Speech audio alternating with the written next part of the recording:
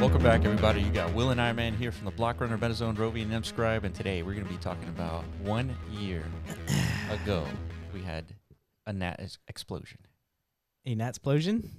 Yes. A gnat apocalypse? No, the opposite of that. A gnat genesis. Yeah, that's a good one. Apocalypse is the bad one, right? That's not happening. I just realized a mega fumble, dude. On this greatest of great days, I didn't wear my DMT shirt with all my little dudes reffing. Yeah. How'd it come? Nobody reminded me, dude. We've only been talking about this for weeks. I don't know how you could have forgotten. I literally picked up the shirt out of like, my little drawer, and I was like, not today. I can't believe it didn't hit. Yeah. But whatever, dude. Sorry, guys. I'll bring it next time. What a fumble. As a mega fumble. Yeah. So on this day, 12 months ago, we launched DMT. Yeah, so what did that entail, dude? In case people weren't around, I mean, you can quickly pause this if you want and watch that video. It's still pinned on our Twitter, by the way. Okay, yeah. So there's a lot of easy access points, right? There's a DMT playlist feed on our channel. You can go to our Twitter page, it's pinned. If you want to actually relive essentially the genesis, right, of this, what people are calling a new movement, new mission, something that's aligning pretty strongly with the ethos of Bitcoin. At least we think so, right? Yeah. Just coming from reports of other people.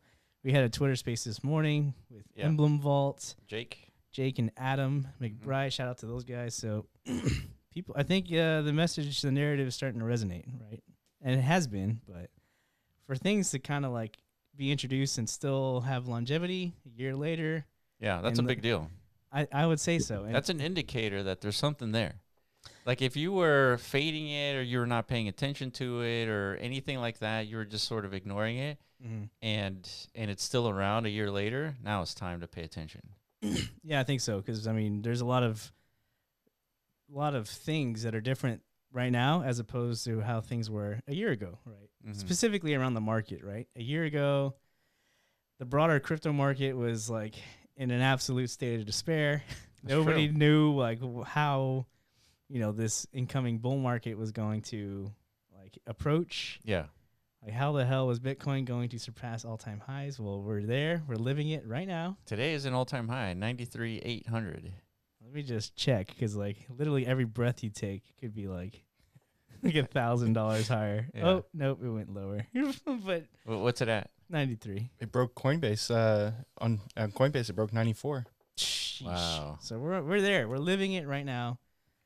Banana territory is right in front of us. Dude, it's so crazy. We're actually going to see 100K Bitcoin finally. That's true. It's been a I guess a prediction since the last cycle. Well, yeah, it's always been. Remember when Bitcoin hit 10K for the first time? Yeah. In 2017 December-ish time frame? Yeah. I remember that very vividly. It was insane because people were expecting serious resistance there, right? But that it broke through 10K so effectively, and just within a week or less time frame got to 20K. But then that was the tippy top, right? Yeah, and that time at 20K Bitcoin, that's a roughly 800 billion market cap. Yeah, crazy. Yeah, and so right now we're at over 2, I think. We're talking 1.8 trillion market cap. Damn, a whole $1 trillion more, dude. Yeah, so we're getting there, dude. so times are different, right? So there's a very bullish sentiment throughout the entire crypto ecosystem because of Trump, the sweepening. Right. Yeah, and then we have meme coin mania happening. Literally, people are printing. If you're in the meme space, printing. Right? Yeah. So people are enthusiastic about all these things, right? So, but we're saying, the Bitcoin ecosystem hasn't really taken front and center stage yet in context of this bull market, right? Yeah. I mean, having $100,000 Bitcoin is going to bring eyes to Bitcoin. And when people find out that there's an entire ecosystem manifesting on top of Bitcoin's blockchain, I think there's going to be a resurgence in everything that's been happening on Bitcoin. Yeah, totally agree. So I feel we're kind of out of that experimentation stage now. People are kind of within the community of Bitcoin, they're refining their narratives, right? Refining the wording that people are using to kind of educate this inevitable newly onboarded mass of people. Yeah. Right? It's like, holy shit. Most likely runes will be like the catalyst to this. Yeah. Right? Because it captures so much of that meme attention economy already. So it's like leverage that tidal wave of attention. And now it's like people are like, okay, how are we going to get people to understand the importance of building things on Bitcoin? And then take it even another layer further, the idea of Bitcoin actually persistently generating a new class of assets, right? So yeah. Some people in our community, I think Matthew Boyley, he was saying is like we should call them Bitcoin issued tokens. Bits. I like it. It's a good acronym. It's a very good acronym. Yeah. But at the same time, it's another name. Yeah. Right? It's another thing. But the idea of this one, though, is to like just kind of like bring everything in, lock it all into like one singular acronym, right? Yeah. I mean, it definitely represents what is happening with DMT is that Bitcoin is issuing these tokens. Yeah. So we're going to show you guys kind of like a demonstration. Well, not like a visualization of that. Because this is happening at the protocol level through ordinals and inscriptions, and of course leveraging tap as like the protocol layer connected to track to verify and validate all this activity, right? But to actually see it happening in real time, the manifestation of this digital matter, that has not yet been introduced, right? Yeah, correct. Yeah, so we spent the last year sort of more than a year thinking about the theory itself and then figuring out how to apply that theory in the form of a framework. Yeah. And through the help of Track and Benny and Benny's team, we've able to finally release the Git book about a year ago, launched the very first token, the NAT token, the first non-arbitrary token that's fungible. And then, I guess now we're finally releasing a website because it's important. For what specifically? The NAT token? The NAT token, yeah. In order to get listed on CoinGecko and all these things, you got to clean up shop. And exactly. That's what I mean. It's now we're in like the market is present, right? So ordinals, runes, DMT, everybody's kind of like cleaning up shop, like you're saying. Yeah. So that it means better educational sources in a sense, like to make things more intuitive. Right. So people don't have to like go through gauntlets and of Twitter spaces just to understand, come to grips with what's happening, right? It should be, I look at a thing, I see the thing, and I almost instantly see the value in that thing. Yeah. Right? Yeah, so let's take a look at the website real quick. I'm seeing a big glare, so I'm going to adjust a little bit. But if you take a look here, what does that look like to you, man? It looks like a cube, dude. It does. It's definitely a cube. It's a cube that resembles mempool. Right. Right? Very much so. And I see an orange cube to the very far left of it. Yeah, so this is Bitcoin's blockchain churning, right? All the miners are pushing out a bunch of nonsense to see if it works. And then finally, if you see here, you're seeing block production. So this is Bitcoin's blockchain. But if you zoom in, it has the figure 386 million nats. So, and all of these have the same figure because this is pointing to the bits field of Bitcoin, and the bits field is the difficulty. It's a numerical representation of the difficulty adjustment on Bitcoin. Yeah. And that difficulty adjusts every 2 weeks or like 2,000 blocks, roughly, give or take. Yeah. And so 2016 blocks. And so as you can see here, if you go back 2016 blocks, I mean, it's the exact same figure because, it changes only every 2016 blocks. But nonetheless, NAT tokens are being produced per block. And pretty soon in an update, all these newly generated tokens are going to be directed to the miners. Essentially the same subsidy recipients for Bitcoin, right? So the miners, we made an extensive video or a couple videos, I think, talking about this like subsidy dilemma that's not in the short-term horizon, more like a long-term concern, but nonetheless, it's something that I think Bitcoin ecosystem participants are collectively understanding where we all need to contribute to some end. Yeah. Whether it's creating like these new DJ casinos that attract liquidity and therefore like a higher fee environment, that can sustain the mining operations, Mhm. or like in this case, a direct contribution, essentially.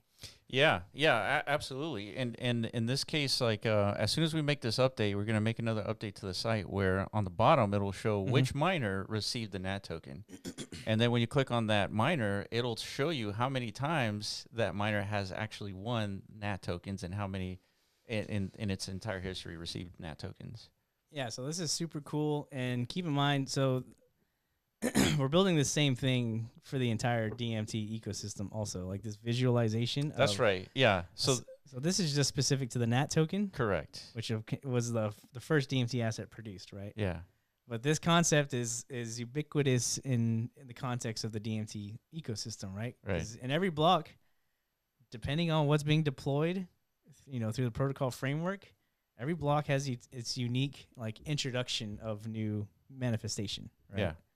Yeah, correct. Yeah, and so we're gonna put this asset here, this widget, into mscribe, and then you'll be able to click on a block and see which elements have been produced by Bitcoin in that block, and then each element has a bunch of deployments, and you'll see which deployments are associated with that particular pattern within Bitcoin. Yeah. So I've seen the early prototype version of that. To me, it instantly gives me like exactly what I want it to do. Like just by clicking on the block, I understand something new is happening here. Right. It looks and kind of feels like an early like CoinGecko in a sense, where like I'm getting a list of assets, right? And how these assets are ordered or ranked or whatever. It's based on market data essentially. Correct. But there's the injection of new variables, right? The fact that there's patterns associated to these assets and stuff. That's new, right? And the fact that each block of Bitcoin, it makes the display of this asset class dynamic. Yeah. Right. That's what's different, right? It's not a static verse anymore because there's an injection of non-arbitrariness to this whole thing, the scope of everything that's being created. Yeah, right? that's right. And so at some point, the pattern 3B in the bits field will occur again, and that means more NatCats. That's going to be crazy. And so you'll be able to see the fact that NatCats have been generated on that particular block on mscribe. Yeah. Yeah, and that goes for all assets. Yeah, all unats. assets, yeah. So that's kind of the idea, right? That way everybody kind of has a mechanism essentially to know what is being produced by Bitcoin at any given time. Yeah, and to our surprise, I mean, we've seen the prototype and it's been connected to, our indexer and all that stuff. And to our surprise, there's like several elements that exist per block, and there are multiple deployments associated with each of those elements. Yeah.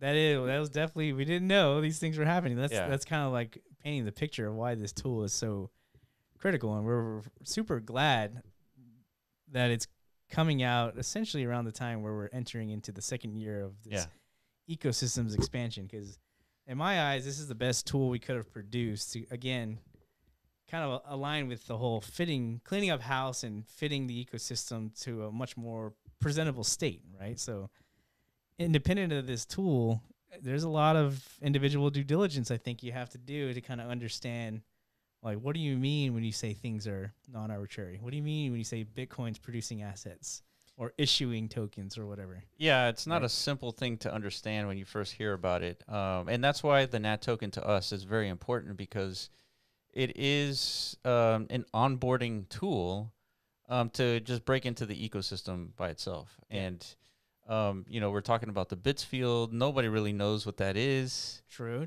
Nobody knows what's the relationship of the bits field and why it even exists within Bitcoin. And it's like it has a relationship between the hash power. So as hash power goes up, the number of bits or the numerical value of the bits field goes down. As a matter of fact, we have a handy chart here. Super handy. To display that. So here it is, hash power versus NAT expansion. So the orange one is hash power, and then the green one is the production of the NAT tokens. So you can imagine right now, in the last 12 minutes, 386 million NATs were produced, right? So let's take a look at the time length here from 2010 to 2024. As hash power has increased, the number of NAT tokens decreases. And so the whole idea and the purpose here is we need this to continue going up, because Yeah. if it doesn't, that means that the security of Bitcoin is essentially in the balance, right? Because now as the security of Bitcoin increases, there's more decentralization. Yeah. And the more secure that asset that countries are going to be holding are going to be feeling, right? Yeah, correct. Yeah, and that just makes the principles behind DMT and whatever gets constructed as a result of that, whether it's like a metaverse application. Yeah. There's talks of potential AI agent integration, Right. whether there's like non-arbitrary queues that are being applied to like essentially these artificial life forms, right?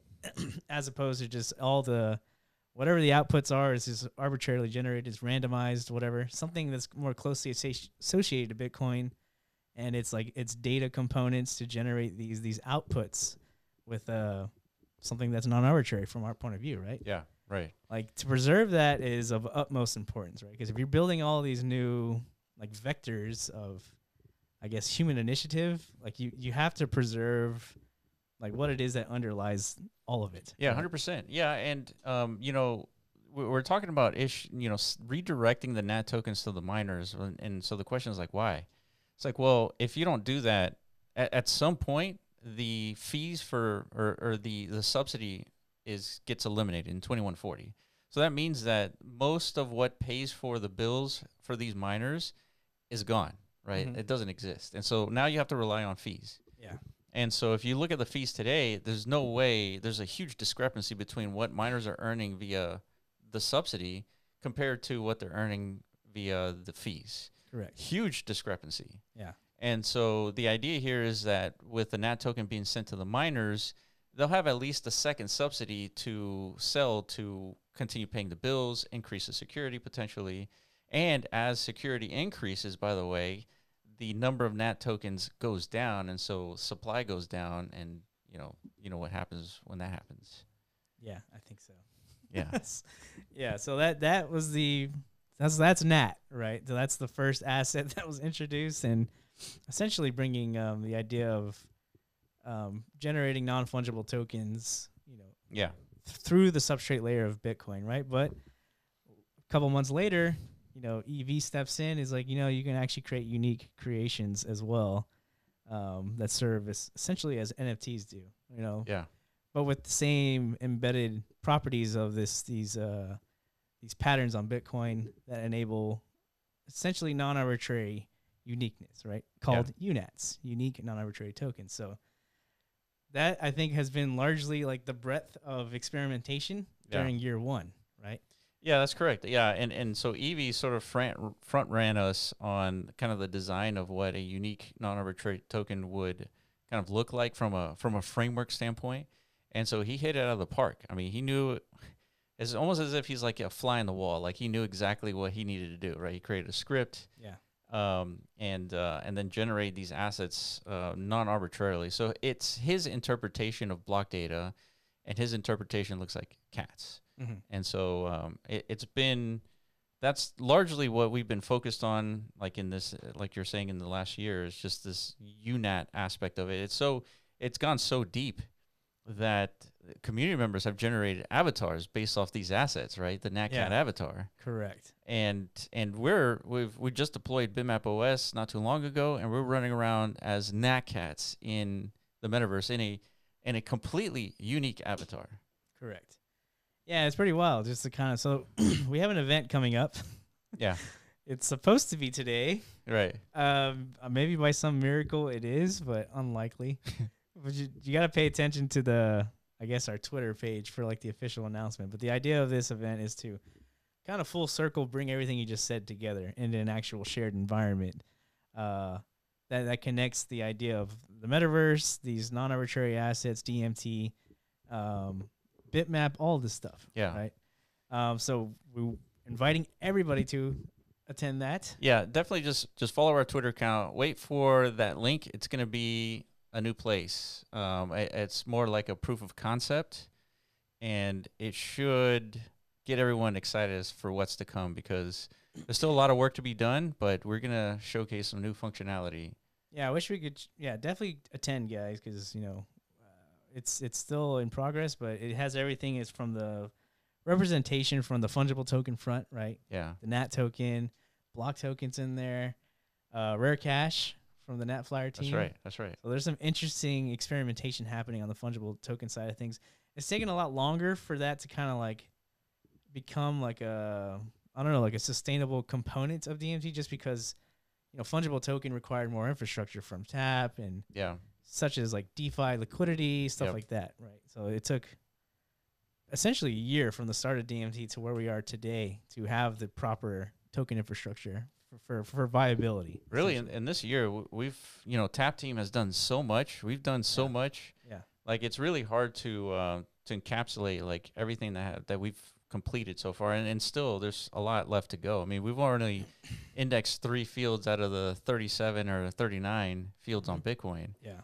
And so we there's a ton of properties to discover. Yeah. Right. If this is the first time you hear about the concept of a property, is like, this is a property. The relationship between hash power going up and bits field going down, that is a property that is inherent within Bitcoin. And so as a token deployer, you can leverage these properties to use for your DeFi project or your Metaverse project or your game project. Mm-hmm. And so there's tons of properties to discover still, right? So there's a lot of work to be done. Yeah. And then on the unat front, everything is tried our best to kind of like artistically represent as much as we could, as far as like all the effort that's gone into creating like DMT art in a sense, and it's covered a lot of different spectrums, right? We got PFP creations, we've got generative art creations, right? We've seen whole new like metaverse assets being created through the unat infrastructure, of course, like you said, avatars. Mm-hmm. What else, dude? Just 3D art as well. I mean, yeah, metas are coming. Yeah, so it's pretty expansive, and like we said, that was pretty much like the bulk of the experimentation coming from within the community. A lot of it had to do because the fungible token side doesn't have the right infrastructure support. Now it does. Yeah. So we're anticipating next year to see a lot more, like, I guess, fungibility introduced into the ecosystem, whether it's through block drops. Yeah. Well, that's a whole other thing. Yeah, block drops. Yeah, that's another. Yeah, so by the way, the NatCat avatar was a block drop to NatCat holders. So yeah, if you're a NatCat holder and you want to jump into the metaverse with your NatCat, you just inscribe that block drop and then jump into the Natrix. Yeah. And also jump into this event that we're going to be putting on as well. Yeah, so excited to see you guys in there. We put a lot of work and effort into just kind of, again, aiming to achieve this like full circle representation of everything within, and like hitting that milestone at the 1 year mark. Cause yeah, it's a lot. Yeah. It's objectively a lot of stuff that we've been, working towards. And, if you've been watching this channel for the last several years now, it might look like we were kind of like bouncing around and stuff. We started off on Ethereum. Mm-hmm. And now here we are on Bitcoin, but the underlying conviction of like the metaverse, and all this, like the end road of everything in Web3 is going to end up in the metaverse. It's there. It's represented in this event. Yeah, that's right. Yeah, you're going to see a bunch of stuff in there, and shout out to the Outer Studios guys, because they're Big killers. Yeah, they're actual killers. Murderers. Yeah, out there slaying the 3D game, dude. Right. It's unbelievable. And yeah, another showcase for this is anybody who owns a Natrix parcel is very much want to be in attendance, so you can kind of basically see the future version of what it is you're going to have access to. That's right. Yeah. So big announcements coming as well. So I think that's it. I mean, there's still a lot of stuff to talk about, but also stay tuned. We're going to be interviewing CB Spears. Charlie, Bitcoin OG. Yeah, it's gonna be in a couple of days, so it'll be out on Saturday. Yeah. Hopefully we can get Murad one day on this. Yeah, podcast. Come on, Murad. I know you're out there, dude. I know you're lurking. I know you watch us, dude. You're out there lurking, soaking in the alpha, trying to understand. Are there cults forming on Bitcoin? I think there's quite a few, actually. Absolutely. Yeah, so. This is the crazy one right here. He said it himself, dude. Those crazy bitmappers and DMT guys. Yeah, that's right. Just you keep your eyes on them. 2025, they might like rear their not so ugly heads. Definitely not ugly. Yeah, dude. All right, that's it for us. Make sure you follow us on Twitter. Stay tuned for the update for the event. And I appreciate you guys for watching, and we will catch you in the next video. Peace.